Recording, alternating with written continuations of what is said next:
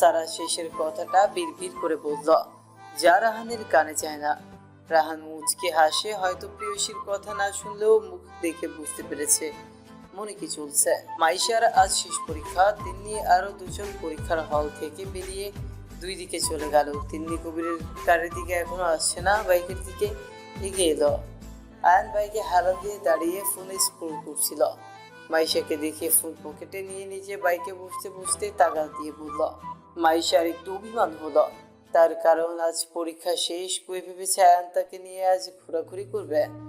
এখন তো সবাই জানে সব টেনশন করবে না, ওরা একসাথে থাকলে কেউ কিছু বলবেও না। তবে মুখে কিছু বলে না, চুপচাপ উঠে বসে বাইকে আয়ান বাইক স্টার্ট দেয়। ওয়াসিফ দেওয়ান বসে আছেন মির্জাপাড়ের লিভিং রুমের সোফায়। সামনে হরেক রকমের নাস্তা, পাশে বসে আছে জাফর মির্জা, তার উল্টো দিকের সোফায় আরজু মির্জা, মুফিজুম মির্জা রাহাত দাদির পাশে। সারা আর প্রিয়তার রেজাল্ট দিয়েছে আজ, দুজনেই ভালো রেজাল্ট করেছে। ওয়াসিফ দেওয়ানের এখানে আসার মূল উদ্দেশ্য হলো আজ এঙ্গেজমেন্টের তারিখ ঠিক করে যাবে। প্রিয়তা সাদনানকে ফোনে এসে বলা মাত্রই সাদনান রাহানকে নিয়ে বাড়ির পথে গাড়ি ঘোরাতে বলে ড্রাইভারকে। ওরা যাচ্ছিল রিধিকে রিসিভ করতে। রিধি আজ বাংলাদেশ আসছে। ওর বাবাকে ফোন দিয়ে রিধিকে রিসিভ করতে বলে দেয়। রায়হান আর সাদমান বাড়িতে প্রবেশ করতে ওয়াসিফ দেওয়ান লম্বা চৌড়া হেসে সাদমান আদনানকে জড়িয়ে ধরে। রাহানের মাঝে কিছুই ঢুকছে না। বাড়ির মহিলারাও আছে এখানে। আমি মির্জার সারার প্রিয়তা রুমে। তা আমি চাইছিলাম এনগেজমেন্টটা সেরে ফেলতে। এমপি মহোদয় কি বলেন? আপনার ছেলে? সাদনান ওয়াসিফ দেওয়ানকে জিজ্ঞেস করল।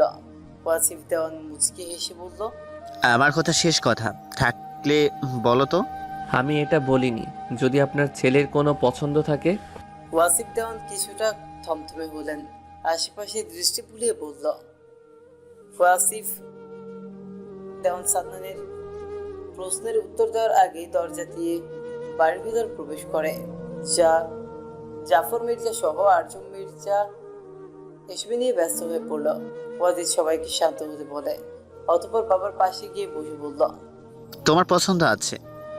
ওয়াসিফ দেওয়ানের প্রশ্নের উত্তর না দিয়ে ওয়াজিব রাহানকে উদ্দেশ্য করে প্রশ্ন করে। রাহান হকচকিয়ে ওঠে। সবার দৃষ্টি তখন রাহানের ওপর। কেউ কিছু বুঝতে পারছে না। এর মধ্যে জাফর মির্জা আশ্চর্য হলেন। তিনি কিছুটা আন্দাজ করতে পারছেন, কিন্তু এখন কি বলবে বুঝতে পারছে না। একবার সাদনানের দিকে তাকালো। সাদনান কিছু ইশারা করতেই তিনি চুপ থাকেন। নাতির উপর ওনার বিশ্বাস আছে, আর এটাও শিওর নাতি তার আগে থেকে সব জানতো। আরজুম মির্জা ব্রুকুসকে জিজ্ঞেস করল, রাহান কি বলবে? আমরা তো তোমার সম্পর্কে জানতে চাইছি। ওয়াজিদ উত্তর দেয় না, শুধু একবার আর চোখে সাদনানের দিকে তাকালো। রাহানও তাকে অসহায় চোখে সাদনানের দিকে। তার যে আজ অগ্নি পরীক্ষা দিতে হবে এখানে এসে, তাহলে সে কিছুতেই এখানে আসতো না। তবে কতদিন আর পালিয়ে বেড়াবে? একদিকে না একদিন এটা সবার সামনে আসবে। তাই মনের শুকরিয়া আর ভালোবাসার জোরে গম্ভীর কণ্ঠে জানাবে, আমি সারাকে ভালোবাসি। সারা নিজেও আমাকে ভালোবাসে। বিশ্বাস না হলে জিজ্ঞাসা করে নিন। আহ কি সুন্দর নির্দ্বিধায় বলে দিল কথা। সাদনানের মনে ধরলো কথাটা সে তো বোধহয় এতটা সাহস করে শফিক সওদাগরের নিকট বলতে পারেনি। আচ্ছা, সে কি করে চেয়েছিল তার ভালোবাসা? এই দোয়া এখনো মনে পড়ে কি? এই, সে কি চেয়েছিল তোমার ভালোবাসা? এই তো এখনো মনে পড়ে কি ধমকটাই আয়নকে দিয়েছিল আর শফিক সওদাগরের কে হুমকি। তবে যাই হোক, কজন পারে এইভাবে মেয়ের বাবাকে হুমকি দিয়ে মেয়ের বিয়ের প্রস্তাব দিতে? সাদনানের মনে পড়ে গেল সেই দিনের কথা। হোটেলের ভেতর ঢুকে সোজা শফিক সওদাগরের রুমে চলে গিয়েছিল। অতঃপর ভালো মন্দ জিজ্ঞেস করে বলেছিল, আপনার মেয়েকে বিয়ে করতে চাই আমি। শফিক সওদাগর আবদা আবদা করে বলেছিল, মেয়ে তো এখনো ছোট। ব্যাস, সাদনান এতেই খেপে গিয়েছিল। ততক্ষণে আদনানও এসে উপস্থিত হয়েছে। বন্ধুর এমন কথা শুনে বলেছিল, দেখ এটা কি করে হয়, ও তো ছোট। সাদনান সেদিন আয়নকে একদম দিয়ে বলেছিল। তোকে কিছু জিজ্ঞেস করিনি। আয়ান দ্বিতীয়বার আর কিছু বলার সাহস পায়নি।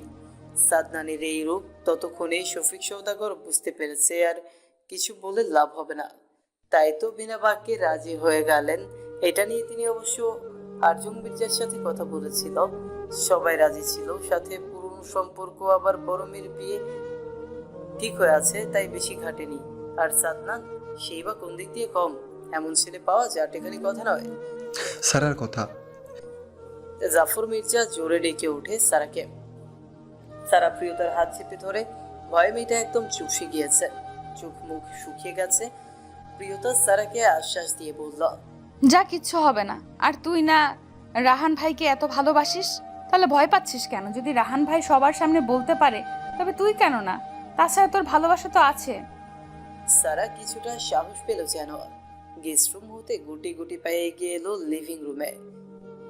প্রিয়তাও পেছন পেছন বেরিয়ে এসে সুফিয়া বেগমের গা ঘেঁষে দাঁড়িয়ে পড়ল। সবাই চুপচাপ নীরবতা পালন করছে। মূলত সামনে কি হতে পারে তা সেটাই ভাবছে। সারা গিয়ে জাফর মির্জার সাদনানের পেছনে দাঁড়িয়ে মিনমিন করে ডাকে, দাদু। সাদনান টেবিলের ওপর রাখা নাস্তার ট্রে হতে একটা কাবাব তুলে সেটা মুখে পুরে নিল। জাফর মির্জা সেদিকে একবার আর চোখে তাকিয়ে সারাকে নিজের সামনে আসতে বলে। সারা কাপা কাপা পায়ে সামনে এসে দাঁড়ালো। জাফর মির্জা গম্ভীর কণ্ঠে জিজ্ঞেস করল, রাহান যা বলেছে সব সত্যি? সারা জাফর মির্জার প্রশ্নে চট করে একবার রাহানের দিকে তাকিয়ে, আবার বাবা বড় ভাই এক এক করে সবার দিকে তাকিয়ে শেষে সাদনানের দিকে তাকালো। সাদনান বোনের দিকে তাকিয়ে আছে, কিছু ইশারা করতেই সারা বলে উঠল, হ্যাঁ। যাও। জাফর মির্জা সহজ সরল কণ্ঠে আদেশ দেন। সারা আবারও চারদিকে দৃষ্টি বুলালো, অতঃপর এগিয়ে গিয়ে মায়ের পেছনে দাঁড়িয়ে পড়ে। আরজুম মির্জা বাবার উপর দিয়ে কোনো কথা বলবে না, এটা সাদনান খুব ভালো করেই জানা আছে। সাদনান দাদার দিকে তাকিয়ে নরম কণ্ঠে বলল, তুমি যা বলবে তাই হবে। আর আপনি নিশ্চয়ই চাইবেন না অন্য কারোর ভালোবাসা কেড়ে নিতে।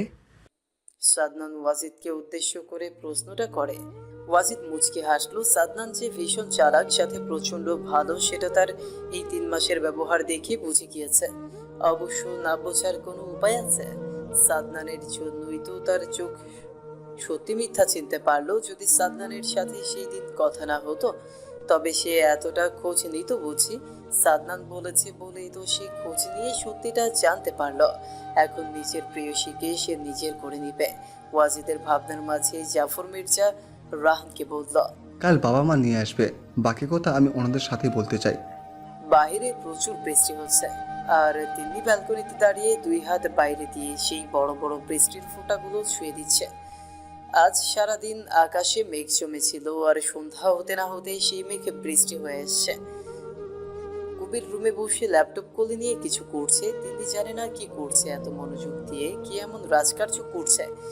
এত সুন্দর ওয়েদার, কোথায় বউয়ের সাথে রোম্যান্স করবে তা না করে কাজ নিয়ে পড়ে আছে। তিনি বিরক্ত হলো। আর ভাববেন না কবিরের কথা। তিনি অনেকটা সময় হয় এভাবে দাঁড়িয়ে থাকে। ওর খুব করে ইচ্ছে করছে বৃষ্টিতে ভিজতে, কিন্তু এটা সম্ভব হবে না, কবির কখনোই দিবে না। তিনি হঠাৎ কোমরে একটা শক্ত হাতের স্পর্শ পেল। তিন্নির সেকেন্ডের মতো সময় লাগলো না স্পর্শটা চিনতে। এই স্পর্শটাই চারপাশে খুব ভালো করে অনুভব করতে পেরেছে। তবে তিন্নির কাছাকাছি কবির যতবার আসে, ঠিক ততবার তিন্নি কেঁপে কেঁপে ওঠে। এবারও তার উল্টো হয় না। তিন্নি সারা শরীর অবশ্যই আসার জোগাড়, তবে মুখে কিছু বলতে পারে না, চুপচাপ সেভাবেই দাঁড়িয়ে থাকে। কবির বাম হাতটা তিন্নির কোমরে রেখে ডান হাতটা দিয়ে তিন্নির বাইরে বৃষ্টির পানিতে ভিজতে থাকা ডান হাতটা মুঠোয় পুরে নিল। হাতটা সেভাবে রেখেই ভেতরে আনে। অতঃপর তিন্নির কোমরে রাখে। ঠান্ডা বৃষ্টির পানি, তার উপর হালকা শীত। তিন্নি বরাবরের মতো এবারও কেঁপে উঠল, তবে নিজেকে ধাতস্থ করে মিনমিন করে জিজ্ঞেস করল, আপনার কাজ শেষ? কবির মাথা নেড়ে জবাবে বলে। তিন্নি নিজেকে ছাড়ানোর চেষ্টা করে বলল, চলুন তবে খাবার খেয়ে নেবেন। কবির তিন্নির ঘাড়ে হালকা করে কামড়ে ধরে। তিন্নি ব্যথাতুর শব্দ করে ওঠে। কবির মুচকি হেসে ছেড়ে দিয়ে তিন্নিকে নিচের দিকে ফিরে তিন্নির কপালের উপর পড়া ছোট ছোট চুলগুলো কানের পিঠে গুজে দিতে দিতে বলল, এটুকুতে এই হাল? কি এক ফোঁটাও ছড়াছড়ি নেই মিসেস কবির খান? তিন্নি ফ্যাল করে তাকিয়ে থাকে। কথাটার মানে বুঝতে পারেনি, তাই তিন্নি ভ্রু কুঁচকে জিজ্ঞেস করে, মানে? মানেটা কি একটু বুঝিয়ে দেবে? কবির রুমে চলে আসে। তিন্নি নিচেও পেছনে পেছনে আসে। তিন্নি তখনও কথাটা বুঝতে পারেনি, তাই কবিরের সামনে এসে 2 হাত কোমরে রেখে বলল, আপনার কি হয়েছিল বলুন তো? বাবা কোথায়? হয়তো রুমে। আপনি বসেন, আমি ডেকে নিয়ে আসছি। তিন্নি বুঝতে পারছে কবির বিষয়টা এড়িয়ে যেতে চাচ্ছে, তাই আর কিছু জিজ্ঞেস করে না। রাতে খাবার শেষ, সবকিছু গুছিয়ে কাজের লোককে বুঝিয়ে দিয়ে তিনি রুমে এসে দেখলো পুরো অন্ধকার, সাথে গোলাপ ফুলের গন্ধে মোমো করছে রুম জুড়ে। তিনি ডান পাশের দেয়ালে সুইচ টিপে লাইট অন করতেই দেখে কবিরের হাতে একটা গোলাপ ফুল, আর সেই ফুল থেকে পাপড়িগুলো ছাড়িয়ে বিছানায় ফেলছে। পাশেই সেন্টার টেবিলে আরো 3-4টার মতো পড়ে আছে। সাদা চাদরের ওপর গোলাপের পাপড়িগুলো কি সুন্দর লাগছে, কিন্তু তিন্নির হঠাৎ মনে হলো কবির ফুল কোথা থেকে আনলো? বাইরে তো বৃষ্টি, তবে কি? ফুলগুলো ছিঁড়ে নিলেন? হুম। তিন্নির প্রশ্নে খুব স্বাভাবিকভাবে জবাব দেয় কবির। সবগুলো ফুল ততক্ষণে কবির বিছানায় ছড়িয়ে ফেলেছে। আপনার প্রিয় ছিল? তাছাড়া ফুলগুলো তো কখনো ছুতেও দেননি। তিন্নি আবার অবাক হয়ে জিজ্ঞেস করে। কবির তিন্নির প্রশ্নের জবাব না দিয়ে এগিয়ে গিয়ে দরজাটা বন্ধ করে ফিরে এসে ঝুঁকে এক ঝটকায় তিন্নিকে কোলে তুলে নেয়। তিন্নি হকচকিয়ে উঠে চমকে কবিরের গলা জড়িয়ে ধরে। ফুল ছাড়া বাসর কি করে হবে? তাই প্রিয় জিনিস দিয়ে আজ আমার প্রিয় মানুষটাকে আপন করে নিতে চাই। কথাগুলো বলতে বলতে কবির তিন্নিকে বিছানায় শুইয়ে দিয়ে নিচের সম্পূর্ণ ভর ছাড়ে তিন্নির শরীরের ওপর। গলায় মুখ গুজে অধর ছুঁয়ে দেয় সেখানে। তিন্নি কি বলবে বুঝতে পারছে না। ওরে সারা শরীর কাঁপছে থরথর করে।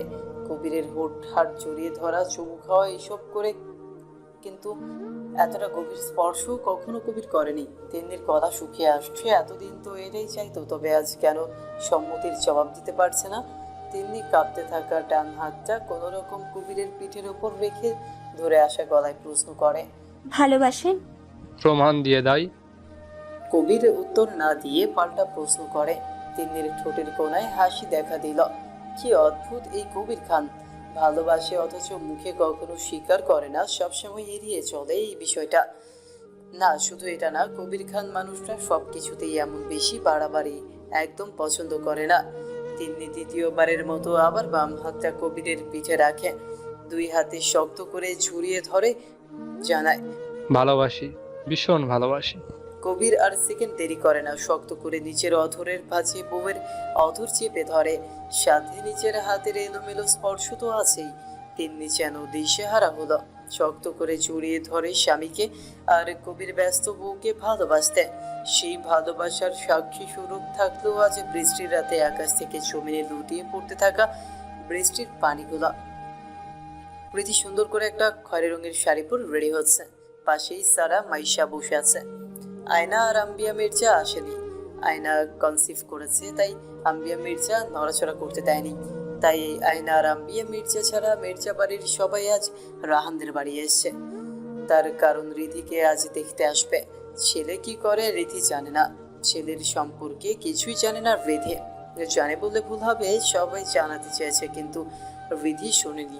ওর ভীষণ অভিমান হচ্ছে, কিন্তু কার উপর? যে আজ 2 মাসে একবারও রিধির খোঁজ নেয়নি তার উপর। রিধি খুব করে চাইছে ওয়াজেদ যেন আজ একটা বার ফোন করে, কিন্তু না, রিধির ভাবনা চাওয়া সব ভুল। ওয়াজেদ একবারও ফোন বা খোঁজ নেয়নি। রিধির সাজানো শেষ। প্রিয়তা গিয়ে তাগাদা দেয়। ছেলের বাড়ির সবাই এসেছে অনেকক্ষণ হয়, খাওয়া দাওয়ার পর চুকিয়ে এখন তারা মেয়ে দেখার জন্য তারা দিচ্ছে। প্রিয়তা রিধিকে নিচে নিয়ে যেতে বলে তড়িঘড়ি করে ছোটে গেস্ট রুমের উদ্দেশ্যে। সাদনান এসে মিনিট 5-এর মতো সময় হবে। তাকে ফ্রেশ হওয়ার জন্য প্রিয়তা গেস্ট রুমে দিয়ে এখানে চলে আসছে। বউ পাগল সাদনান না জানি ওয়াশরুম থেকে বেরিয়ে বউকে রুমে না পেলে কি করে বসে তার ঠিক নেই। তাই তো প্রিয়তা তাড়াতাড়ি করে রুমে আসতে নিয়ে ধাক্কা খেলো শক্ত একটা কিছুর সাথে। বুঝতে সেকেন্ডের মতো সময় লাগলো সামনের বস্তুটা কি। আসছিলাম আমি, প্রয়োজন ছিল না আসার। সাদনান কিছু না বলে টেনে নিয়ে রুমে ঢুকে পড়ে। প্রিয়তাকে বিছানায় বসিয়ে দিয়ে নিচের মাথা প্রিয়তার কোলে তুলে দিয়ে পেটে মুখ গুজে হুকুমের স্বরে বলে ওঠে, 8 ঘন্টা ঘুমাতে হবে, চুপচাপ বসে থাকবে। ঘুম থেকে উঠে যেন পাশে পাই। কি বলছেন আপনি? বিয়ের কথা হবে একটু পর। প্রিয়তা সাদনানের কথা শুনে অবাক হয়ে যায়। সাদনান সেসব পাত্তা না দিয়ে চোখে বন্ধ করে বলে, এসব নিয়ে তোমাকে ভাবতে হবে না, আমি গেলেই কথা হবে। আর এখন দেখা দেখির পালা। সো চুপচাপ বসে থাকো। মেয়েকে দেখতে ছেলে আসেনি, আর ছেলে ছাড়াই বিয়ের তারিখ ঠিক করা হয়ে গেছে। ছেলের বাবা আর ফুপি এসছে, আর ছেলের ফুপি মেয়েকে পছন্দ করে এক জোড়া বালা পরিয়ে রেখে গিয়েছে। রিধি ছেলের বাবাকে একবারও দেখেনি, দেখবে কি করে? ওর মন এখানে ছিল কি? ওর মন তো অন্য কোথাও। রিধির বিয়ের দিন সারা আর রাহানের এঙ্গেজমেন্ট হবে বলে জানিয়েছেন জাফর মির্জা। রাহানের পরিবারের কেউ অমত পোষণ করেনি, অবশ্য করবে কি? করার মতো কিছু থাকলে তো করবে। চাঁদ গোষ্ঠী নাম দাম সব ভালো। মির্দাদা এলাকার চেয়ারম্যান, বাবা উপজেলা চেয়ারম্যান, চাচা বড় ভাই ব্যবসায়ী, ছোট ভাই এমপি। মেয়েও দেখতে শুনতে মাশাআল্লাহ, আর কি লাগে? রাহানের বাবা বিজনেসম্যান, সেখানে রাহানদের তুলনায় সারা পরিবার বহু এগিয়ে। পাত্রপক্ষ যাওয়ার পর মির্জা বাড়ির সবাই আবার বাড়ি ফিরে আসে। কত শত কাজ বাকি রিধির বিয়ের আগে মাইশারা রায়ানের বিয়েটাও সেরে ফেলতে চায়। শফিক সদাগর জানিয়েছেন এতে অবশ্য কেউ অমত করেনি, তবে কাজের দখলটা বেশি হবে এই যা, নয়তো সব দিক দিয়ে ঠিক আছে। এমনিতেও রিধির বিয়ে তো 1 মাস পর, তাই বেশি ঝামেলা হবে না। আর সওদাগর বাড়িতেও মানুষ নেই। নিতা সওদাগর সবসময় বাড়িতে একাই থাকে, সেই সাথে ছেলের বয়স তো আর কম হলো না। দেখতে দেখতে এখন ছেলেকে বিয়ে দেওয়া দরকার। 2 মেয়ে, হ্যাঁ 2 মেয়েই তো, তাদের তো বিয়েতে এখন ভালো আছে। তিনিও এখন একটু ভালো থাকতে চায়। সেটা যদি হয় দূরে কোথাও গিয়ে, হ্যাঁ দূরে চলে যাবে, অনেক দূরে, যেখানে চাইলেও শফিক ওনার খোঁজ পাবে না, ফিরিয়ে আনতে পারবে না। সারা প্রিয়তা কলেজে ভর্তি হয়েছে আগের প্রতিষ্ঠানে, তাই এখানে চেনার মতো নতুন কিছু নেই, তবে স্মৃতি হিসেবে আবারও অনেক কিছু রয়েছে।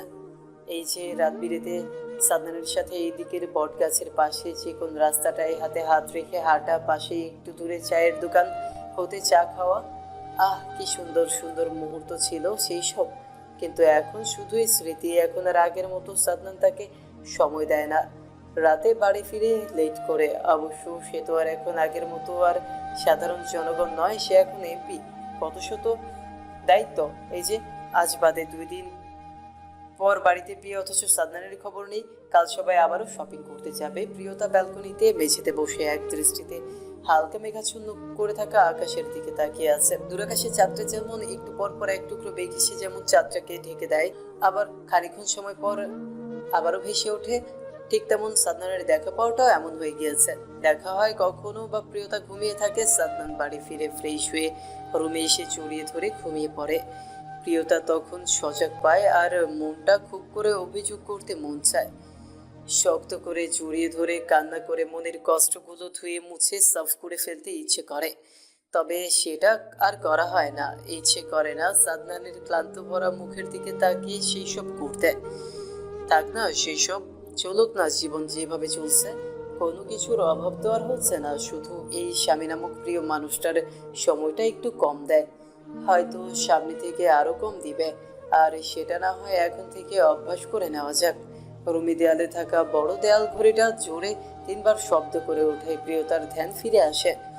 12টা বেজে গিয়েছে, রুমে যাওয়া প্রয়োজন।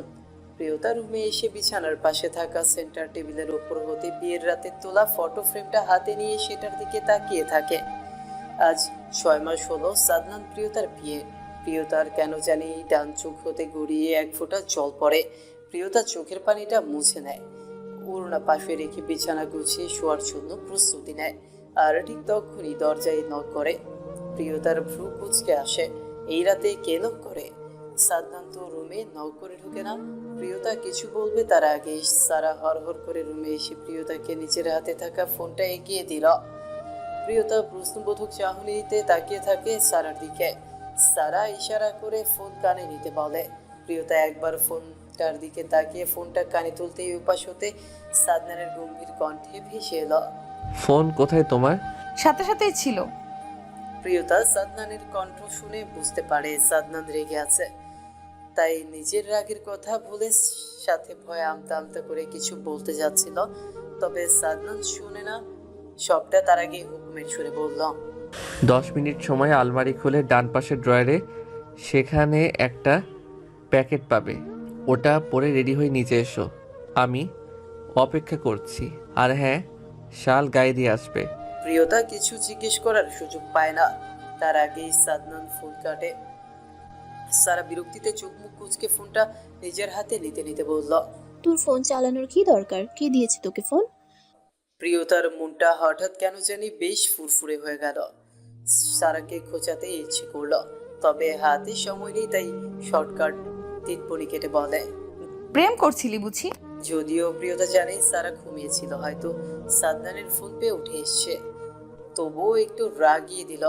সারা কটমট করে তাকালো প্রিয়তার দিকে। ততক্ষণে প্রিয়তা আলমারি খুলে সেখান থেকে সাদনানের কথা মতো কাজ করে ওয়াশরুমে চলে গিয়েছে। তাই সারা আর কিছু বলতে পারে না, শুধু বিড়বিড় করে বলল, অসভ্য মেয়ে মানুষ, সবাইকে নিজের মতো ভাবে। সারা রুম থেকে বেরিয়ে এলো, কিন্তু হাতে থাকা ফোনটা আবারও শব্দে বেজে ওঠে। সারা ভাবে হয়তো আবার সাদনান ভাই ফোন দিয়েছে, তাই নাম্বার ভালো করে না দেখে রিসিভ করে ফোন কানে নিতেই উপাস হতে রাহান ক্লান্ত ভরা কণ্ঠে জিজ্ঞেস করল, ঘুমিয়েছিলে? হ্যাঁ, ভাইয়া ফোন দিয়ে বললো প্রিয়তার ফোন বন্ধ, তাই ওর কাছে আসলাম। রেখে দিব? না, হ্যাঁ মানে আপনার খারাপ লাগলে রেখে দিন। সারা মলিন কণ্ঠে বলে। রাহান মুচকি হাসলো, তার খারাপ লাগা তো এই মেয়ের কণ্ঠ শোনা মাত্রই চলে যায়। তাকে জানেই মেয়ে, জানলে কখনো বলতো না রেখে দেওয়ার কথা। তবে রাহান মুখে বলল, খাবার খেয়েছো? আপনি? মাত্র ফ্রেশ হয়ে এলাম, মা খাবার রেখে দিয়েছে। এভাবে তাদের কথোপকথন চলতে থাকে। এদিকে প্রিয়তা শাড়ি পরে রেডি হয়ে চুলগুলো হাত খোপা করে নেয়, অতঃপর গায়ে একটা শাল জড়িয়ে রুম হতে বেরিয়ে আসে। নিচে আসতেই দেখলো সেদিনের কাজের মহিলাটা লিভিং রুমে দাঁড়িয়ে আছে। প্রিয়তা বুঝতে পারে সে বেরোলে সেদিনের মতোই আজও তিনি দরজা বন্ধ করে রাখবে। প্রিয়তা ওনার দিকে তাকিয়ে হালকা লজ্জা পেল। মহিলাটা এগিয়ে এলো। গাড়ি চলছে আপন গতিতে, সাদনান ড্রাইভ করছে। প্রিয়তা পাশে বসে একটু পর পর আর চোখে তাকিয়ে তাকিয়ে দেখছে সাদনানকে। সফেদে পাঞ্জাবি গায়ে, তার উপর কালো একটা কোটি। সাদনানকে দেখতে মারাত্মক সুন্দর লাগছে প্রিয়তার নিকট। আচ্ছা, সারাদিন বাহিরে বাহিরে থাকে, কত শত মিটিং সমাবেশ, স্কুল কলেজ ভার্সিটির অনুষ্ঠানে যায়, সেখানে তো অনেক মেয়ে থাকে। তারা কি সাদনানের দিকে ঠিক এইভাবে তাকায়, নাকি সরাসরি তাকিয়ে থাকে? প্রিয়তার ভাবনার মাঝে সাদনান হঠাৎ গাড়ি ব্রেক কষে। প্রিয়তার সামান্য ঝুঁকে পড়ে সামনের দিকে, তবে সিট বেল্ট লাগানো ছিল বলে কোনো ক্ষতি হয়নি। সাদনান ততক্ষণে নিজের সিট বেল্ট খুলে প্রিয়তারটাও খুলতে হাত লাগিয়েছে। প্রিয়তা অবাক হয়ে তাকালো। কি হচ্ছে বুঝতে সেকেন্ডের মতো সময় লাগে। ততক্ষণে সাদনানের বলিষ্ঠ শরীরে ওপর প্রিয়তার অর্ধেক শরীর। আর প্রিয়তা কিছু বলার আগে সাদনান প্রিয়তাকে নিচের উড়োর উপর বসিয়ে দুই গালে হাত রেখে বলল, লুকিয়ে দেখার প্রয়োজন নেই, পুরো মানুষটা তোমার জান। প্রিয়তা লজ্জা পেল, চোরা চোখে এদিক সেদিকে এলোমেলো দৃষ্টি ঘোরালো। অবস্থা এমন যেন চুরি করতে এসে ধরা পড়ে গিয়েছে। হ্যাঁ, চুরি তো না, চুরি কেন হবে? ভালোবাসার মানুষ আমি, তার সেখানে এটা চুরি কেন হবে? ভালোবাসা হবে, এটা হালাল ভালোবাসা। প্রিয়তা অনেক কিছু ভাবল। সাদনানের দাড়ি ভর্তি দুই গালে নিচের ছোট্ট নরম তুলতুলে হাতগুলো রাখে। মুখটা এগিয়ে এনে সাদনানের কপালে নিচের গোলাপি রঙের হালকা লিপস্টিক রাঙানো অধর জোড়া ছুঁয়ে দিল। সাদনান চোখ বন্ধ করে নিল। বউ তার ভীষণ আদুরে। একটু সময় এই কদিন কম দিয়েছে বলে কি অভিমানটাই না করেছিল, সাথে রাগও ছিল। আর সাদনানের একটু আদুরে কণ্ঠে সেটা কোলে পানি আর অভিমান তো একটু ছোঁয়া পাওয়ার পর পরই ভেঙেছে। যখন গাড়িতে সাদনান বসেছিল আর প্রিয়তা শালটা গায়ে দিয়ে ছোট ছোট কদম ফেলে গাড়িতে এসে বসার পর সাদনান জড়িয়ে ধরে বলেছিল, দেখতে দেখতে আমাদের বিয়ের রাত 6 মাস হলো, এতটা সময় কখন শেষ হলো বুঝতেই পারিনি। প্রিয়তা নিজে তখন কিচ্ছু বলেনি, চুপচাপ অনুভব করে। প্রিয়তা আর ভাবে না, অতঃপর মেনমেন করে জিজ্ঞেস করে, আমরা কোথায় যাচ্ছি? একটা নতুন রিসর্ট হয়েছে পাশে, তুমি বলেছিলে মনে আছে? তার মানে আমরা সেখানে যাচ্ছি? ইয়েস। প্রিয়তা অবাক সাথে খুশি হয়ে প্রশ্ন করে। সাদনান মুচকে হেসে জবাবে বলে। প্রিয়তাকে আগের স্থানে বসিয়ে দিয়ে সাদনান আবার গাড়ি স্টার্ট দেয়। ওদের রিসোর্টে পৌঁছতে আর 5-7 মিনিটের মতো লাগবে। রিধি ওয়াজিদকে একটা মেসেজ লিখে সেটা হোয়াটসঅ্যাপে পাঠিয়ে দিল। রিধি ভাবছে ওয়াজিদ ফোন দিবে, আর দিলেও ওয়াজিদ ফোন। তবে রিধি যে আশা করেছিল ওয়াজিদ সেরকম কিছু বলে না, খুব স্বাভাবিকভাবে বলল। রিধি ওয়াজিদের কথা শুনে স্তব্ধ হয়ে গেল। ও মোটেও এমনটা আশা করেনি। ও তো ভেবেছে ওয়াজিদ হয়তো আগের মতোই করে ভালোবাসার কথা বলবে, বহু কষ্টে রিধি নিজেকে সামনে নিল। ধরে আসা গলায় আপনি কিছু বলবেন না? রিধি জবাব দেয় না, ফট করে ফোনটা কেটে দেয়। অতঃপর বেঁচেতে বসে কান্না করতে লাগলো আর বিড়বিড় করে বলতে লাগলো, এটাই আমার প্রাপ্য। আমি আগে ভুল করেছি বলেই তো ওয়াজেদ এখন আমাকে আর বিশ্বাস করে না। বয়সটা তখন রঙিন, যা দেখে তাই ভালো লাগতো রিধির। অবশ্য শুধু রিধির না, 16-17 বছর বয়সটাই এমন। ভুল ঠিক ভালো খারাপ যাচাই করে না। রিধি তখন সবে 17 বছরে পা দিয়েছে। কলেজে ভর্তি হয় তখন, নতুন বন্ধু বান্ধবী, আর ঠিক সেই সময় মস্ত বড় এক ভুল করে বসে। রিধি যে কলেজে পড়তো সেখানে ভার্সিটির এক সিনিয়র ভাইয়ের সাথে ওর কথা হতো। মূলত ছেলেটা রিধিকে প্রথম প্রথম ডিস্টার্ব করতো। এতে রিধির ভালোই লাগতো, আর এক সময় তাদের মাঝে সাময়িক একটা প্রেম হয়েছে। ওয়াজিদ তখন মেডিকেলের 2য় বর্ষের ছাত্র, তাই রিধিকে বেশি সময় দিতে পারতো না। আর রিধি তখন ওয়াজিদকে লুকিয়ে ওই ছেলেটার সাথে প্রেম করত। কিন্তু প্রেমটা বেশি দিন ছিল না, তার কারণ সিনিয়র ভাইটা ভালো ছিল না, আর এটা রিধি জেনে গিয়েছিল 12 দিন প্রেম করার পর। কিন্তু ততদিনে ওয়াজিদ সবটা জানতে পেরেছে আর রিধির সাথে যোগাযোগ বন্ধ করে দেয়। আর তার 1 বছর পর ওয়াজিদ ইতালি চলে যায়। এটা জানতে পেরে রিধিও ইন্টার পরীক্ষা দেওয়ার পর ইতালি চলে যায়, কিন্তু সেখানে গিয়ে ওয়াজিদকে খুঁজে পেতে বেশ বেগ পেতে হয়েছে। আর যখন পেল তখন ওয়াজিদ সম্পূর্ণ বদলে গিয়েছে। সে রিধিকে কিছুতেই ক্ষমা করে রিধিকে আরেকটা সুযোগ দিতে রাজি ছিল না, কিন্তু রিধি অনেক কষ্টে রাজি করিয়েছে। সে ভুল করেছে, মেনে নিয়েছে। এরপর ভালোই চলছিল, তবে হঠাৎ করেই সব আবার এলোমেলো হয়ে গেল। সাদনান ওয়াশরুম থেকে ফ্রেশ হয়ে বেরিয়ে এলো। প্রিয়তা তখন ফুল দিয়ে আর মোমবাতি দিয়ে সাজানো রুমটা খুঁটিয়ে খুঁটিয়ে দেখতে ব্যস্ত।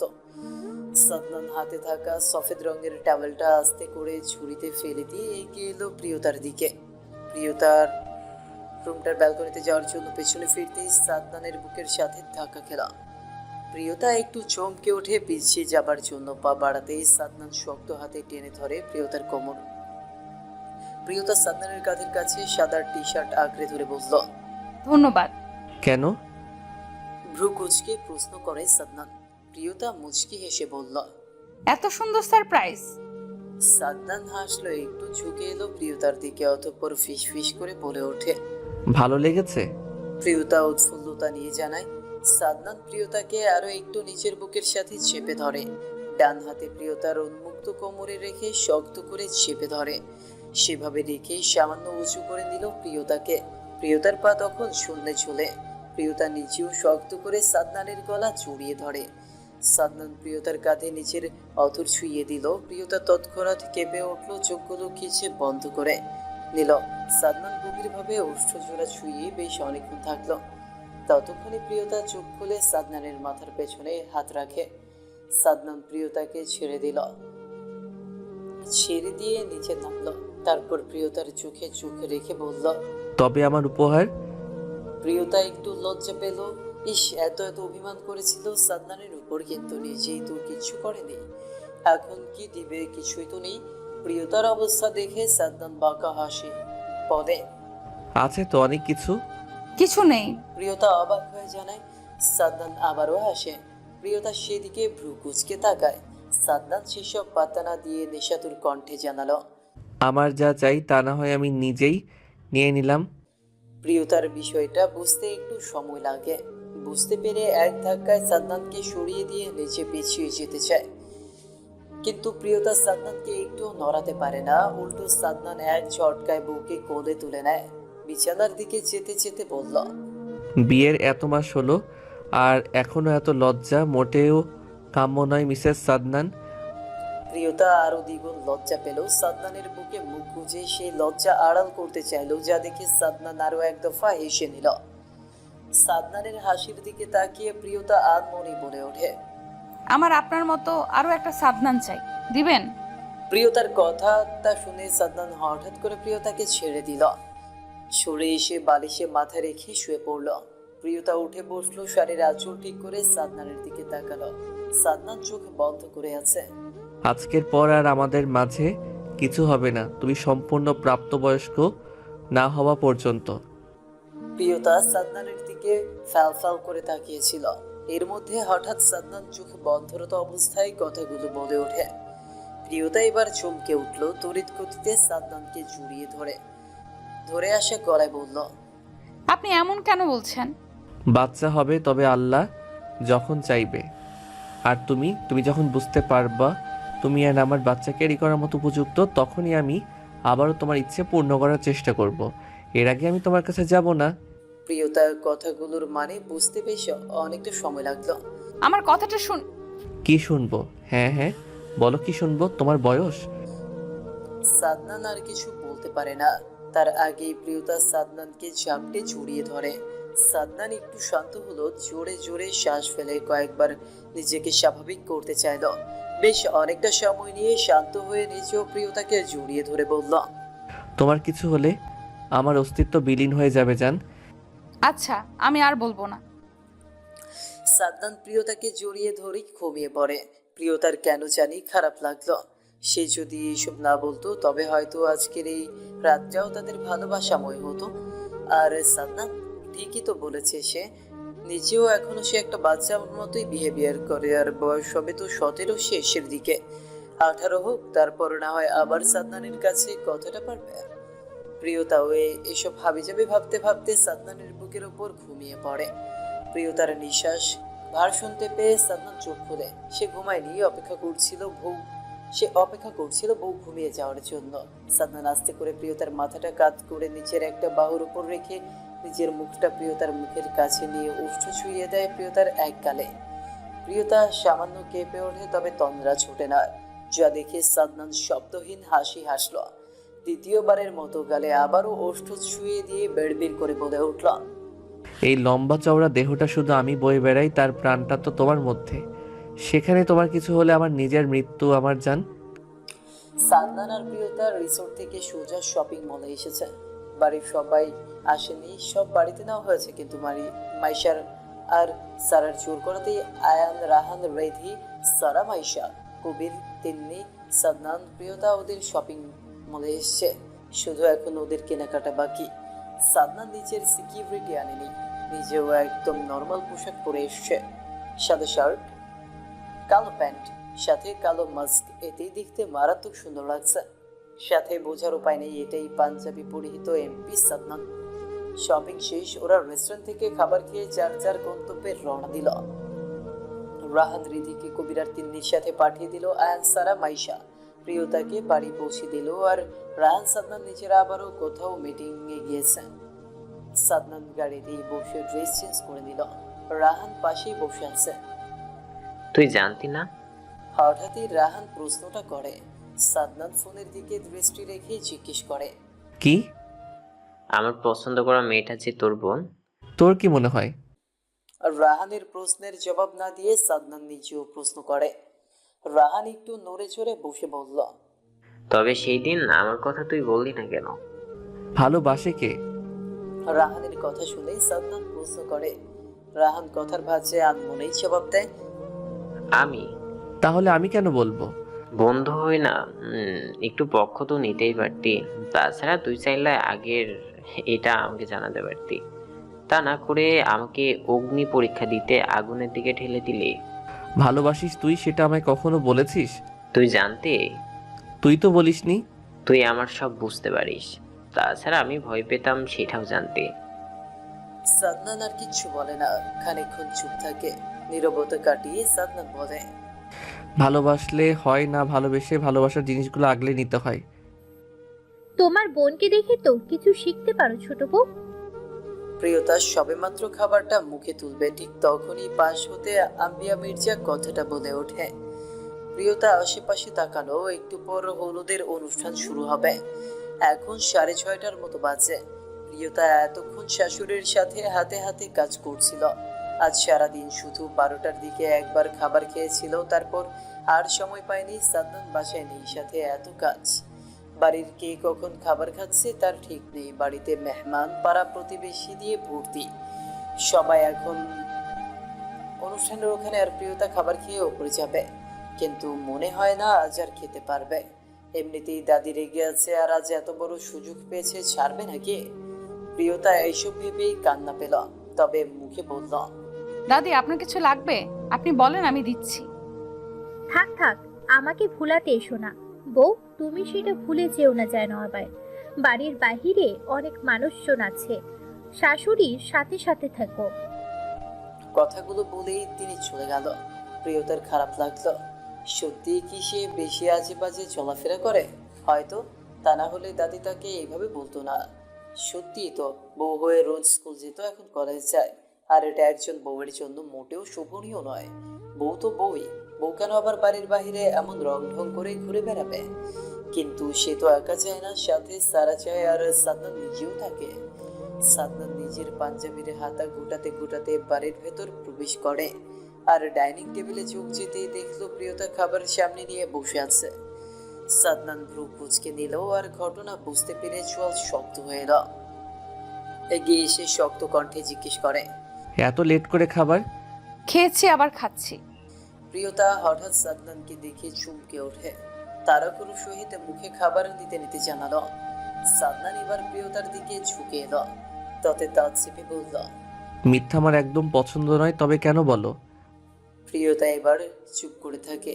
সাদনান সোজা হয় রুমের দিকে পা বাড়াতে বাড়াতে বলল, খাবার রুমে নিয়ে এসো, আর হ্যাঁ, এই প্লেটে করেই।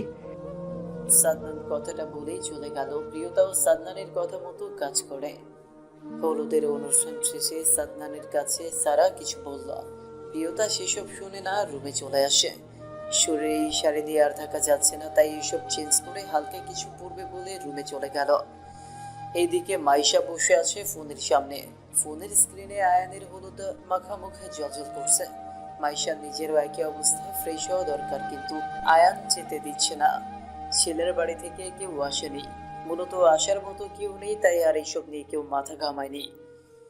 আয়ান আসবে বলেছিল, কিন্তু লুকিয়ে এত সিকিউরিটি টপকে আসতে মাইশা না করেছে। আর সেই শাস্তি স্বরূপ আয়ানকে গত 1 ঘন্টা সময় ধরে ফোনের সামনে বসিয়ে রেখেছে। কি সব বোকা বোকা প্রশ্ন করছেন আয়ান?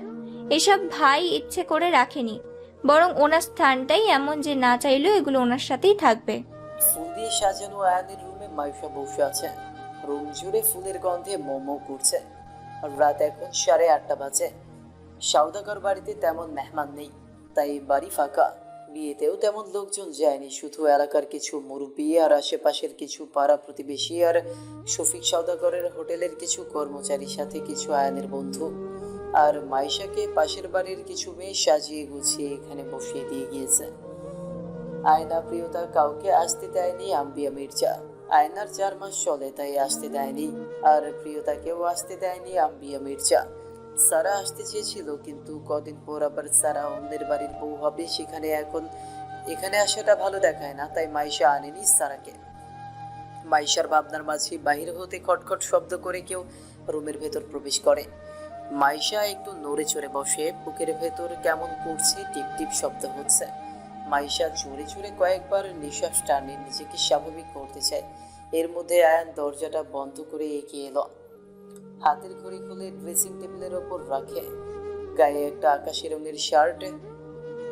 সে শার্টের হাতের ভাঁজ খুলতে খুলতে মাইশার দিকে এগিয়ে এলো। মাইশা তখনও লম্বা ঘুমটা টেনে বসে আছে। আয়ান হাসলো। মাইশা তৎক্ষণাৎ দোপাট্টা টেনে সরিয়ে দিল। ফুসফুস করে শ্বাস টেনে বলল, আপনি হাসছেন? সে কখন থেকে বসে আছি, আর আপনি এসে কোথায় আমার ঘোমটা সরাবেন তা না করে হাসছেন? মাইশা এবার লজ্জা পেল, মাথা নুইয়ে নিল, এদিক ওদিক তাকালো। সে তো ভুলেই বসে আছে আজ তাদের বাসর, আর সে কিনা বাসরিতে জামাইয়ের সাথে এমন বিহেভিয়ার করছে। অবশ্য গরমটাও ইদানিং একটু বেশি পড়ছে, তার মধ্যে এমন ভারী লেহেঙ্গা পরে সেই বেলা 11টা থেকে, আর এখন রাত বাজে 9টার বেশি সময়। হাসতে হাসতে কথাটা বলে আয়ান। মাইশা আবারও লজ্জা পেল, আর লজ্জা আড়াল করতে আমতা আমতা করে জানালো, ফ্রেশ হব। আয়ান কথাগুলো বলতে বলতে আলমারি খুলে সেখান থেকে একটা প্যাকেট বের করে এনে মাইশার হাতে দেয়। মাইশা প্যাকেটটা হাতে নিয়ে আচ্ছা বলে উঠে ওয়াশরুমে চলে গেল, আর আয়ান বাঁকা হাসলো। মাইশা ওয়াশরুমে সে আগের দোপাট্টা খুলে, তারপর সব গহনা শরীরে টাওয়াল পেঁচিয়ে প্যাকেট খুলতে চোখ কপালে ওঠে। তড়িঘড়ি করে আবারও সেগুলো আগের স্থানে রেখে ওয়াশরুমের দরজা খুলে আয়ানকে ডেকে উঠল। আয়ান যেন এটার অপেক্ষায় ছিল। ফোন বিছানায় রেখে এগিয়ে আসে। হাসি চেপে মুখে কৌতূহল ভাব টেনে জিজ্ঞেস করে, মানে আপনি জানেন না? মাইশা ভ্রুকুচকে নিচেও জিজ্ঞেস করে। আচ্ছা, জানতে হবে না। আপনি একটা কাজ করুন না প্লিজ, আমার লাগেজটা খুলে সেখান থেকে একটা কুর্তি আর প্যান্ট দিন। আয়ান সিরিয়াস মুখ করে বলল। মাইশা চোখ বন্ধ করে শ্বাস টানে। আয়ান যে ইচ্ছে করে এমনটা করেছে বুঝতে পারে, তবে আজ প্রথম রাতে এমন একটা শর্ট ড্রেস পরে আয়ানের সামনে সে কিছুতেই যেতে পারবে না, তাই নিজের মর্জি মতো পোশাক দিতে বলে। আয়ান হয়তো বুঝতে পারে মাইশা এইসবে কমফোর্টেবল ফিল করতে পারছে না, তাই আর জোর করে না। আয়ান মুখটা মলিন করে জানায়, অতঃপর এগিয়ে গিয়ে মাইশার কথা মতো কাজ করে। মাইশা সেইগুলো পরে ওয়াশরুম হতে বেরিয়ে আসে। হাতে বিয়ের জিনিসগুলো সব সোফায় রেখে আয়নার সামনে দাঁড়িয়ে চুলগুলো খুলে ঠিকঠাক করে আছড়ে নেয়। আয়ান তখন বিছানায় ল্যাপটপ কোলে তুলে নিয়ে বসে কিছু করছিল, কিন্তু মাইশাকে ওয়াশরুম হতে বেরিয়ে আসতে দেখে নিচে এগিয়ে গিয়ে ড্রেসিং টেবিলের ড্রয়ার থেকে কিছু একটা বের করে মাইশার হাতে দেয়।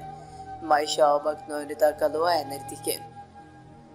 আয়ান মুচকি হেসে বলল, মাইশা কি বলবে খুঁজে পাচ্ছে না।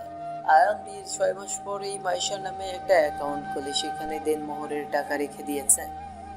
এত টাকা তো আর বাড়িতে দিতে পারেনি, আর দিলেও বা রাখতো কোথায়, তাই এটা আয়ান বেস্ট মনে করেছে। এতে অবশ্য মাইশা রাজি ছিল না, ভালোবাসার জোরের কাছে এইসব কিচ্ছু না। দেনমোহরে যদি সংসারের চাবিকাঠি হতো তবে সমাজে এত এত ডিভোর্স হতো না। মাইশার ভাবনার মাঝে আয়ান মাইশার হাত থেকে পাইলটা নিচের হাতে নিয়ে মাইশাকে ড্রেসিং টেবিলের সামনে টোলে বসিয়ে দিয়ে নিজেও হাঁটু গেড়ে বসে মাইশার পায়ে সোনার পায়েলটা পরিয়ে দিল।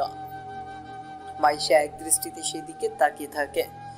আয়ানের কথার পিঠে মাইশা কিছু বলল না, তবে মনে মনে ঠিক করে আয়ানের ইচ্ছেটা খুব শীঘ্রই পূরণ করে দিবে। মাইশা আয়ানের গালে হাত রেখে নিজের অধরচোরা আয়ানের কপালে ছুঁয়ে চুমু খেয়ে সরে আসতে নিলে আয়ান হুট করে মাইশাকে কোলে তুলে নেয়। মাইশাও শক্ত করে আয়ানের গলা জড়িয়ে ধরে। আয়ান মাইশাকে আলগোছে বিছানায় শুইয়ে দিল। গলা হতে ওড়নাটা সরিয়ে গলায় মুখ গুজে সেখানে চুমু খায়। মাইশা শক্ত করে আয়ানের শার্ট সহ পিঠ খামচে ধরে, আর এইভাবেই রাগ যত গভীর হলো তাদের ভালোবাসা তত প্রখর হলো। এক নতুন অনুভূতির সাথে পরিচিত হলো, একে অপরের মাঝে হারিয়ে গেল। বিয়েটা অনেক আগে হলে ওই অনুভূতি সম্পূর্ণ নতুন। এইদিকে ঘেঁষা হচ্ছে কেন? প্রিয়তা হকচকিয়ে ওঠে, চুপ করে সাদনানের বুকের উপর মাথা রেখে চোখ খিচে বদ্ধ করতে নিয়েও করে না। আজ এর একটা বিহিত করেই ছাড়বে। আজ 2 রাত ধরে সাদনান প্রিয়তার আশেপাশে ঘেঁষে না। প্রিয়তা বুঝতে পারে সাদনান কেন এমন করে, কিন্তু কিছু বলেনি। কিন্তু আজ প্রিয়তাকে বুকেও নেয়নি, তাই তো সাদনান ঘুমিয়েছে ভেবে সুরসুর করে সাদনানের বুকের উপর নিচের মাথাটা রেখে শক্ত করে জড়িয়ে ধরেছিল। কিন্তু হঠাৎ সাদনান সজাগ হয়ে উপরোক্ত কথাটা বলে। প্রিয়তা সোজা শোয়া থেকে উঠে বসে সাদনান সেভাবেই শুয়ে থাকে। বউ তার খেপেছে, এখন কি করে দেখার পালা। এমন করছেন কেন আপনি? সমস্যা কি আপনার? প্রিয়তার আগে গজগজ করতে করতে প্রশ্ন করে। সাদনান খুব স্বাভাবিকভাবে জবাব দেয়, কোনো সমস্যা নেই, একদম ঠিক আছি। আমাকে তো আর প্রয়োজন নেই, এখন নতুন কাউকে পেয়েছেন না, আমাকে আর লাগবে না। আমি কালই মায়ের কাছে চলে যা। প্রিয়তা কথা সমাপ্ত করতে পারে না। সবটা তার আগেই সাদনান ঝড়ের বেগে শোয়া থেকে উঠে প্রিয়তাকে এক ঝটকায় নিজের নিচে ফেলে দিয়ে ফিসফিসিয়ে বলে ওঠে, বলে এসে ভাবতে যেও না জান। তুমি চাও আর না চাও, তুমি এখানে এই আমার সাথে থাকতে হবে, হয় ইচ্ছে নয় অনিচ্ছায়। প্রিয়তা মুচকি হাসল। 2 হাত সাদনানের হাতের বাঁধন থেকে ছাড়িয়ে শক্ত করে সাদনানের গলা জড়িয়ে ধরে বলল, আমি চাইও না আপনার থেকে ছাড়া পেতে এমপি মহোদয়। রিধি হলুদের সাজে বসে আছে স্টেজে, সামনে পেছনে মানুষ কিচকিচ করছে। রিধির হাসি হাসি মুখ করে বসে আছে, অথচ বুকের ভেতর এক তীব্র যন্ত্রণা হচ্ছে। কেন এমন হলো তার জীবনটা? এমন তো হওয়ার কথা ছিল না। আচ্ছা, সে না হয় তখন ছোট্ট ছিল, কিন্তু ওয়াজিদ সে কি ঠিকঠাক একজন প্রেমিক যা করে তার ছিটা ফোটাও করতো রিধির জন্য? সবটাই কি রিধি ইচ্ছে করে করেছে? ওয়াজিদের বুঝি ভুল ছিল না? ভুলটা রিধি করেছে, কিন্তু তার কারণটা তো ওয়াজিদ ছিল। সে কি সময় দিত রিধিকে? রিধির আজ খুব করে মনে হচ্ছে তখনকার সবটার জন্য ওয়াজিদ দায়ী। কখনো কি রিধিকে সময় দিয়েছে, হাতে হাত রেখে একসাথে হেঁটেছে? না, সে শুধু ভালোই বেসে গেছে, কিন্তু ভালোবাসলে হয় না। ভালোবাসার মানুষটার জন্য শত ব্যস্ততার মাঝেও একটু সময় বের করে ভালো মন্দ জিজ্ঞেস করতে হয়। সে কি করেছে তেমন কিছু? সে তো তখন নিজের ক্যারিয়ার গড়তে ব্যস্ত ছিল। আর যখন রিধি ভুলটা করেছিল তখন কি একবারও রিধির পাশে থেকে সেই ভুলটাকে শুধরে দেওয়ার চেষ্টা করেছে? উল্টো নিজের ক্যারিয়ার গড়তে দূরদেশে পাড়ি জমিয়েছিল। রিধি আর ভাবে না, আর আজকের পর আর ভাববেও না, ভুলে যাবে সব। তার জীবনের সাথে যে নতুন জীবনটা জুড়তে যাচ্ছে তাকে নিয়েই ভাববে। শুনেছে সেও ডক্টর, দেখতেও নাকি সুদর্শন। আর তাছাড়া একটু পর তো আসবেই, তখন না হয় দেখে নিবে। কিন্তু রিধির ভাবনা ভুল প্রমাণ করে দিয়ে সারা এসে জানালো ছেলে আসেনি। ছেলের নাকি এমার্জেন্সি কেস পড়ে গিয়েছে। ছেলের কাছে আর বন্ধুরা এসছে হলুদ নিয়ে। এতে অবশ্য রিধির কিচ্ছু এসে গেল না, কারণ হলুদের সময় ছেলেও মেয়ের বাড়ি আসে এটা জানতো না। তাছাড়া বিষয়টা ভালো দেখায় না। কিন্তু ছেলে নাকি নিজ থেকে আসবে বলেছে, তাই কেউ আর না করেনি। রিধি ভাবে মাত্র তো আর কয়েক ঘন্টার ব্যবধান, তারপর তো সরাসরি দেখতেই পাবে। হলুদের অনুষ্ঠান শেষে রিধি ফ্রেশ হয়ে এসে শুয়ে পড়ে, কিন্তু কিছুতেই ঘুম আসছে না। কেমন জানি সব এলোমেলো লাগছে। মনে হচ্ছে কিছু একটা জীবন থেকে হারিয়ে গিয়েছে। আর রিধির আর ঘুম আসে না। উঠে বসে ফোন হাতে ওয়াজিদের পিকগুলো দেখতে দেখতে চোখ হতে জল গড়িয়ে পড়ে। কেন একটু বিশ্বাস করলো না তাকে? কেন সবটা না জেনে তাকে ভুল বুঝলো? রিধি ভাবনার মাঝে রিধির হাতে থাকা ফোনটা সশব্দে বেজে ওঠে। অপরিচিত নাম্বার থেকে ভ্রু কুঁচকে আসে। ধরবে কি ধরবে না দ্বিধা করতে করতে ফোনটা কেটে গেল। রিধি যেন হাঁপ ছেড়ে বাঁচলো, তার কারণ রিধি ভাবছে যদি যার সাথে বিয়ে হচ্ছে সে হয়। রিধি ফোনটা হাত থেকে বালিশের তলায় রাখতে যাবে, ঠিক তখনই আবার ফোনটা বেজে উঠল। রিধি ফোনটা রিসিভ করতেই ওপাশ হতে রাজবাড়ি কণ্ঠে ওয়াজিদ জিজ্ঞেস করল। রিধি কি জবাব দিবে বুঝতে পারছে না। এত কিছুর পরেও এতটা স্বাভাবিক কি করে ওয়াজিদ? শুনেছি মাত্র। এসব কেন আমাকে বলছেন?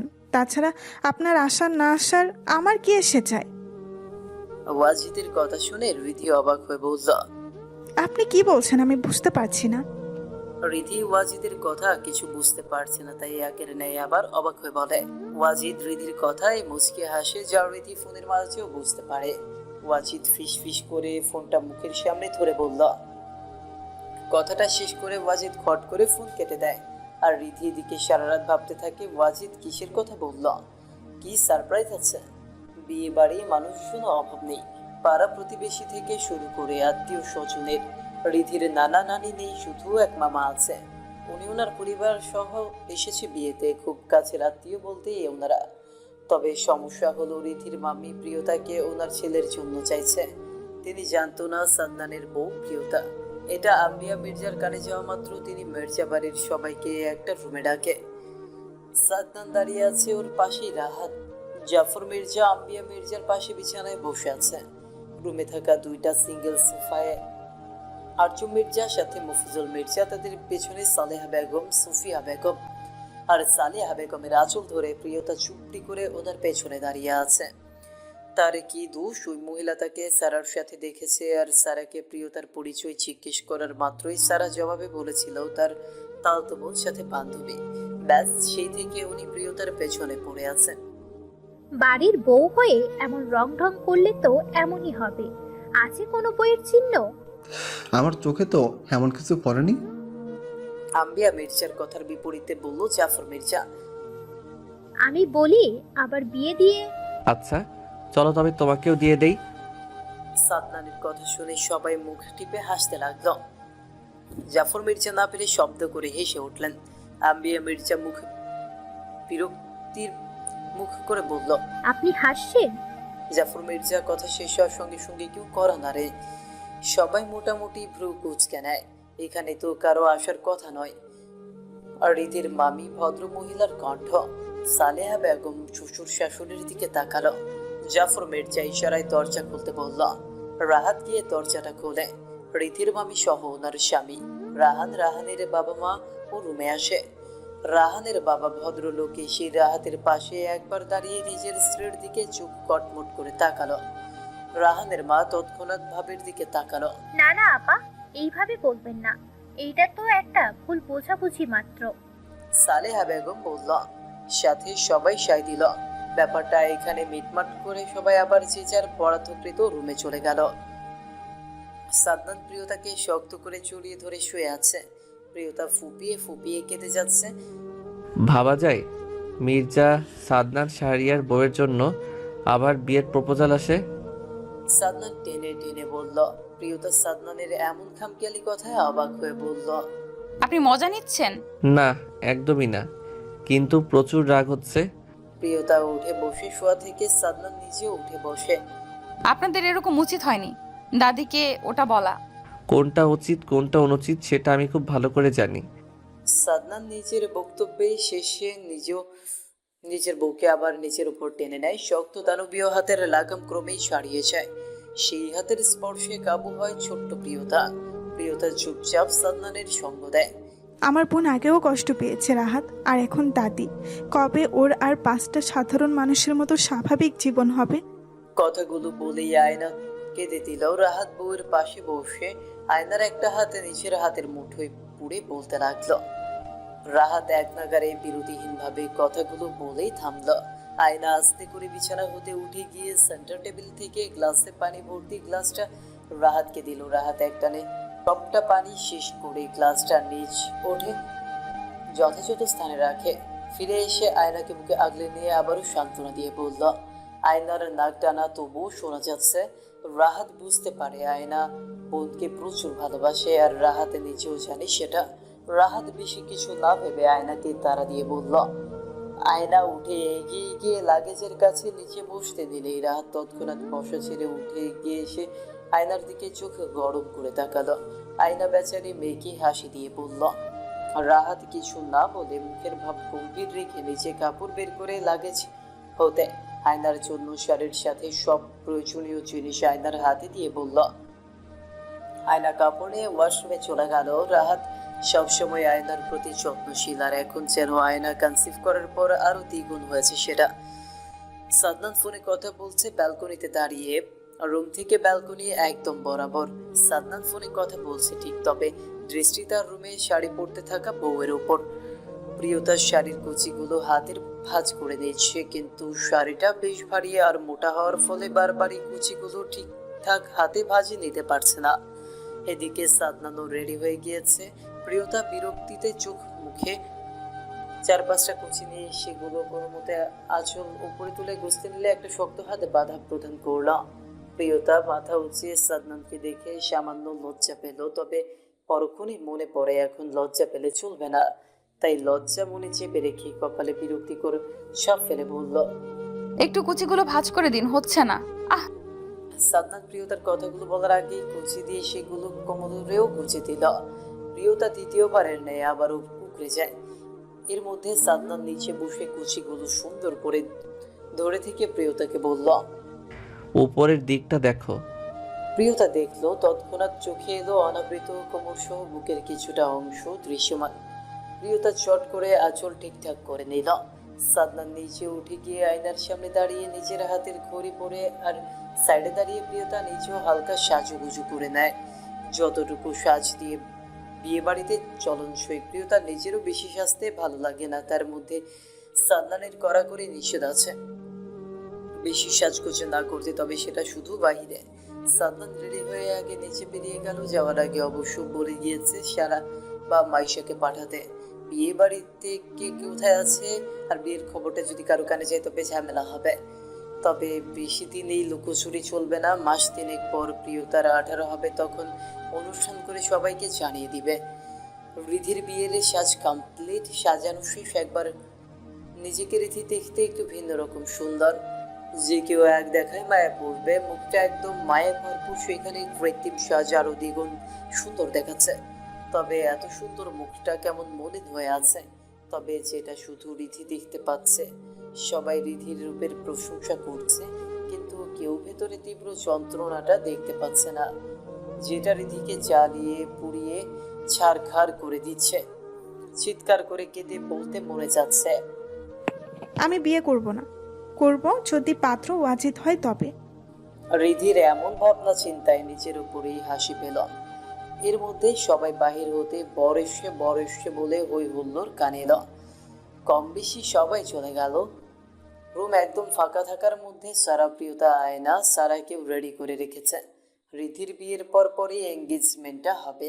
সারাকে একটা জাম কালার শাড়ি পরিয়েছে, দেখতে মাশাআল্লাহ। ছোট্ট নাদুস নতুস দেহখানা ঝলমল করছে, শাড়িটা বেশ মানিয়েছে। দরজা হতে রাহান সবটা পর্যবেক্ষণ করে, কিন্তু পরক্ষণেই বোনের দিকে নজর যেতে মনটা খারাপ হয়ে যায়। একটু পরেই বোন তার পর হবে, মিনিট সময় ব্যবধান, হয়তো বেশি ডিফারেন্স না রাহান আর রীতির বয়সের, হয়তো হবে 1.5 বছরের মতো। বোনটার সাথে ছিল না 5 বছরেরও বেশি সময়, কিন্তু তাদের মাঝে তবুও ভালোবাসা কমতি ছিল না, না আগে ছিল। তবে এদিকে এসে বোনটা তার কেমন হয়ে গেল, একদম চুপচাপ, আগের মতো আর কথা চঞ্চলতা নেই। এতে অবশ্য রাহান প্রথম মন খারাপ করলেও পরে সবটা ওয়াজিদের কাছ থেকে ঘটনা জানতে পেরে ওয়াজিদকে মারতে গিয়েছিল। পরে অবশ্য ক্ষমাও চেয়েছে। সে জানে বোন তার ভীষণ ভালোবাসে ওয়াজিদকে, তাই তার বোনের মন আর ভালো করার চেষ্টা করেনি। বোনের মন সবসময় যাতে ভালো থাকে সেই ব্যবস্থা করে দিচ্ছে। চল। রাহান বলল। রিধি উঠে এলো, রাহান বোনকে আগলে নিল। রুম হতে গুটি গুটি পায়ে এগিয়ে এলো, পেছনে পেছনে আরো কিছু মানুষ এলো। রিধিকে মাইশা, আয়ন, রাহান বিয়ের ব্যবস্থা যেখানে করা হয়েছে সেখানে নিয়ে এলো। তাদের সাথে সাথে সবাই এলো। রিধির মাথায় ঘুমটা একটু বড় করেই দেওয়া, তাই আশেপাশের জিনিস খুব একটা নজরে আসে না। তবে ইচ্ছে থাকলে দেখতে পারবে, কিন্তু রিধির কিছু দেখতে ইচ্ছেও করছে না। তাই চোখ নিচু রেখে রাহানের হাত ধরে লিভিং রুমে বড় বউয়ের জন্য বরাদ্দকৃত সোফায় বসিয়ে দিয়ে রাহান বোনের পেছনে দাঁড়িয়ে থাকে। রিধি পাশে বসে মাত্রই খুব চিরপরিচিত একটা সুগন্ধি নাকে ভেসে এলো। তবে এত মানুষের ভিড়ে পাশে বসা তার না হওয়া বোরের দিকে তাকাতে সাহস পেল না। কাজী সাহেব বিয়ে পড়ানো শুরু করুন, আমাদের আরও একটা শুভ কাজ আছে। কাজী সাহেব সম্মতি পেয়ে বিয়ের সব নিয়ম কানুন করতে লাগলো। তবে কাজীর মুখে অনাকাঙ্ক্ষিত নাম শুনে চমকে উঠল। কোনো কিছু তোয়াক্কা না করে রিধি পাশে বসা বর রূপী ওয়াজিদকে এক পলক দেখে সাথে সাথে চোখ নামায়। এইদিকে কাজী কবুল বলতে মেয়েকে তাড়া দিচ্ছে, যা রিধির কান অবধি যাচ্ছে না। রীতির পক্ষ হতে কোনো জবাব না পেয়ে অনেকেই ফিস করতে লাগলো। পরিস্থিতি অস্বাভাবিক দেখে ওয়াজিদ নিজের শক্ত হাতটা রীতির কোমর স্পর্শ করে। রীতি তৎক্ষণাৎ কেঁপে উঠল। সম্মতি ফিরে পেতেই বুঝতে পারে পরিস্থিতি বিগড়ে যাচ্ছে। তার মধ্যে ওয়াজিদও ফিস করে পদে উঠল। আমাকে বলেননি কেন আপনি ছিলেন পাত্র? ওয়াজিদ রুমে আসে মাত্রই রীতি উপরোক্ত কথাটা বলে ওঠে। বিয়ের পর বাড়িতে আসে মাত্রই একটা এমার্জেন্সি কেস পড়ে যাওয়াতে নতুন বউ বাড়িতে রেখে তখনই হসপিটাল যেতে হয়েছিল ওয়াজিদকে। তখন সন্ধ্যা 6:30 ছিল, আর এখন রাত 10:30টার বেশি সময় বাজে। ওয়াজিদ নিজের হাতে থাকা ঘড়িটার দিকে এক নজর তাকিয়ে বা হাতের ভাঁজে ঝুলিয়ে রাখা সাদা অ্যাপ্রন সাথে ডান হাতে থাকা স্টেথোস্কোপটাও রাখে সেন্টার টেবিলে, রেখে ড্রেসিং টেবিলের সামনে এসে নিচের হাত হতে ঘড়ি খুলে রাখে। অতঃপর শার্টের বোতাম খুলতে খুলতে রীতির পাশে গিয়ে বসল। সেকেন্ডের মতো রীতির মায়াবী মুখটার দিকে তাকিয়ে থেকে হুট করে রীতির কোলে মাথা তুলে দিয়ে শুয়ে পড়ল। রীতি চমকালো, হকচকে উঠে নিচের হাত জোড়া গুটিয়ে নিতে যাবে, তার আগে ওয়াজিদ আটকে দিল। রীতির হাত জোড়ায় চুমু খেয়ে নিচের মাথার উপর রেখে দিল। রীতির সারা শরীর শিউরে ওঠে। এতটা কাছাকাছি এর আগে ওরা কখনো হয়নি, তাই একটু নার্ভাস, তবে ভীষণ ভালো লাগলো। নিজের অজান্তে রীতির হাত জোড়া ওয়াজিদের চুলের ভাঁজে চালালো। ওয়াজিদ মুচকি হাসলো। কষ্টটা তো আগেই হয়েছে। কণ্ঠে অভিমানের বেশ স্পষ্ট। ওয়াজিদ ফের আগের ন্যায় হাসে, তবে উল্টো ফিরে থাকায় তার রীতির চোখে ধরা পড়ে না। ওয়াজিদ সোজা হয়, উঠে ঠিক রিধির বরাবর বসে শান্ত কণ্ঠে শুধালো। ওয়াজিদ থামল। রিধি নিজেও চুপ। ওয়াজিদ মিনিট খানেক সময় চুপ থেকে বলল। রিধি শুনলো। আলগুছে বিছানা হতে নেমে চলে যেতে নিলে ওয়াজিদ বলে উঠল। রিধি অবাক হলো, ওয়াজিদ এখনো মনে রেখেছে কথাটা। রিধি বিস্ময় নিয়ে পেছনে ফিরে ওয়াজিদের চোখে চোখ রেখে জানতে চাইল, আপনার মনে আছে 6 বছর আগের কথা এটা? রিধি প্রচুর অবাক হয়, সাথে মনে মনে ভীষণ খুশি হয়। তার কোথাও একটা মনে হচ্ছে সে সত্যি ভাগ্যবতী। ওয়াজিদ যেদিন মেডিকেল চান্স পায় রিধিকে, সেদিন অনেক জায়গায় ঘুরতে নিয়ে গিয়েছিল, আর কথায় কথায় তখন রিধিকে জিজ্ঞেস করেছিল রিধি আজও ওয়াজিদের কাছে কি চায়। তখন রিধি লজ্জামাখা হাসি হেসে বলেছিল ওয়াজিদের ব্যবহার করা একটা টি-শার্ট চায়, তবে সেটা বিয়ের দিন রাতে। ওয়াজিদ অবাক হয়েছিল, তাই কৌতূহল নিয়ে আবারও প্রশ্ন করেছিল। রিধি তখন আবারও লজ্জামাখা হাসি দিয়ে জানিয়েছিল ওয়াজিদের টি শার্ট তার ভীষণ ভালো লাগে। সেদিন ওয়াজিদ প্রচুর হেসেছিল আর প্রতিবারের ন্যায় সেই হাসির প্রেমে পড়েছিল রিধি। রিধির ভাবনার মাঝে ওয়াজিদ গিয়ে নিজের ব্যবহার করা একটা গেঞ্জি এনে রিধির হাতে দিল।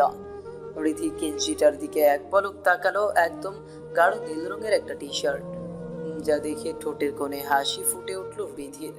মুচকি হেসে ভারী লেহেঙ্গাটা উঁচু করে ওয়াশরুমের দিকে চলে গেল। সাথে অবশ্য ওয়াজিদ একটা তার নিচের 3/4 প্যান্টও দিয়ে দিল। তবে রিধি সে কি সত্যি ওয়াজিদকে এত সহজে মেনে নিবে? আজকে তাদের ভালোবাসা পূর্ণতা পাবে, একে অপরকে নিজের কাছে টেনে নিবে, নাকি কেউ একজন বাধা প্রদান করবে? ওয়াজিদ রুমটায় চোখ বোলালো। ফুল দিয়ে আর মোমবাতি দিয়ে সুন্দর করে সাজিয়েছে রুমটাকে। এতে অবশ্য তার কাজিন দল তার কাছ থেকে মোটা অঙ্কের একটা টাকার অ্যামাউন্ট নিয়েছে। ওয়াজিদ চট করে গায়ের ঘামে ভেজা শার্টটা বদলে নিল। অতঃপর ট্রাউজার পরে আলমারি খুলে সেখানে কিছু নড়াচড়া করে রিধি ফ্রেশ হয়ে ওয়াশরুম হতে বেরিয়ে এলো। তবে সে লজ্জায় বারবার চোখের দৃষ্টি এলোমেলো ঘুরছে। ওয়াজিদ সেদিকে তাকিয়ে শব্দ করে হেসে উঠল। রিধি ইতালিতে থেকেছে দীর্ঘদিন, তবে তার পোশাক আশাক সবসময় শালীন ছিল, সবসময় গলায় ওড়না ঝুলিয়ে রাখত। কিন্তু আজ শুধু একটা গেঞ্জি আর প্যান্ট, যদিও এইগুলো ভীষণ ঢিলাঢালা হচ্ছে, তবে মেয়েলি ভাঁজগুলো স্পষ্ট। ওয়াজিদ এগিয়ে গেল, রিধি 2 পা পেছনে গেল। ওয়াজিদ অবাক হয়ে তাকালো। রিধি কণ্ঠ খুব স্বাভাবিক রেখেই বলল,